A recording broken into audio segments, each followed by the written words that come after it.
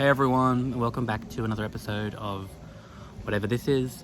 Today I'm going to talk to you, today I'm coming at you from lovely Reservoir, Melbourne. And today I'm going to talk to you about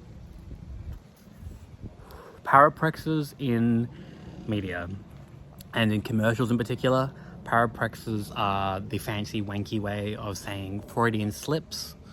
So for example, if you were staying at home masturbating and your friend said, "What did you do today?" And you said, "Oh, I went for a walk," but you accidentally say, "I went for a wank," when you meant to lie and say you went for a walk. That's an example of a Freudian slip. I can't be bothered thinking of others. If you don't know what a Freudian slip is, use Google. Google's your friend. It's not really though, is it? So I've thought of two particularly painful paraprexes. I keep on seeing them everywhere, where the like ironies are so painful. It's almost like doublespeak painful. But anyway, one of them is a insurance ad that I've seen recently. I'm not going to say the company name, but they have this commercial where a little bird is struggling to protect its egg in a storm, and then a great big falcon or hawk or eagle comes along and helps the little bird be on its back, balancing its egg, and flies it to safety. And it's like, "We've got you." And I'm like, well, in reality, this large bird of prey would eat this baby bird and its egg. And then I'm thinking, is that like a Freudian slip in their unconscious mind, that in reality insurance companies are actually predatory, and under this illusion of helping you, they're actually preying upon you? That's where my mind immediately went. Another example I saw, and I'm less certain what conclusion to draw from this if we're using like some sort of psychoanalysis to understand their unconscious motivations, is a safety around train poster I saw the other day. It's got a picture of a rushing train, not a photograph, like an artistic depiction of a rushing train. And it's really interestingly done. It's like layered.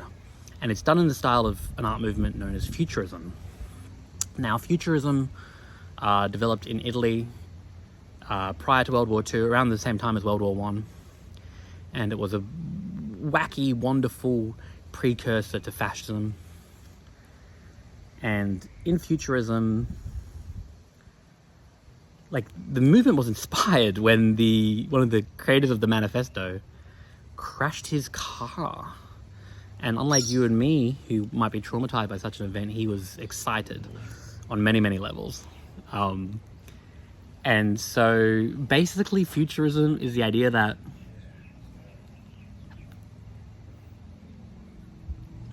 violence, impact, industry, speed, destruction, these are like the artistic aesthetic. Everything else is sedentary and weak and dull. And they wanted to smash the annals of history and create something new.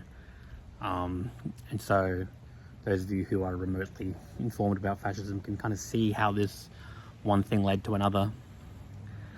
But yeah, the irony of them being like, be safe around trains, and then they have this futurist style train rushing, and I'm just like, that's so fucking interesting. That's so fucking silly.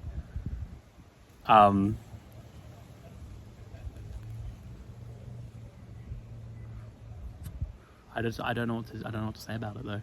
I have no commentary. I have no possible interpretation, unless they're hoping people kill themselves on these trains, which was an idea, in Ray Bradbury in Fahrenheit 451. He's like, all these people speeding around in their fast cars are all going to start killing each other, and there's certainly an element of that. I don't know how culturally prevalent such an idea is, but it definitely isn't untrue. But also, yeah, while I'm here, I'm going to talk about Fahrenheit 451. Possibly one of the best books I've ever read.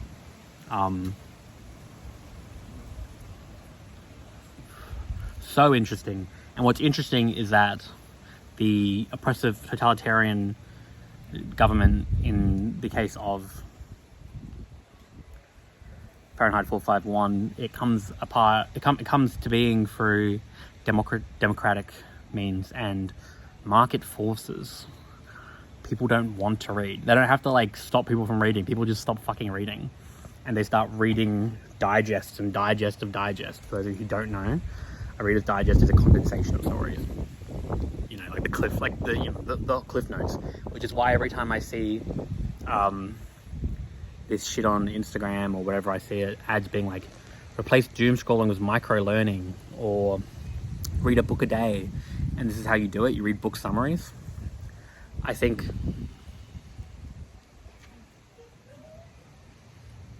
about Ray Bradbury's warning in Fahrenheit 451 and how this is all bullshit. And I think it's what an uninformed person's idea of becoming informed looks like. Reading a book summary is fine. Like, I'm not against reading a book summary, but reading a book summary is not the same as reading a book, nor is it a substitute for reading a book. The complexity of ideas, there's sometimes an irreducible complexity. It cannot be distilled down into a bunch of fucking dot points. And even like a novel especially, I feel, cannot be distilled into dot points. A novel is a journey and experience. All the best novels I've read take you along with them and then change you by the end of them. So by the time the novel reaches its conclusion, you also reach some sort of inner conclusion or apotheosis. Even novels that are not like the best novels in the world will accomplish this sensation, whether it's a feeling of intense satisfaction or whatever.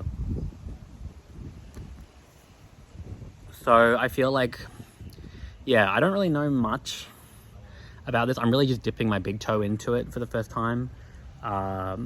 Symbols and semantics and symbologies, simulacra and simulacrum, all that jazz, digital sigils. But I thought I'd share my amateur hour findings with you guys. Thank you for watching, and have a lovely day.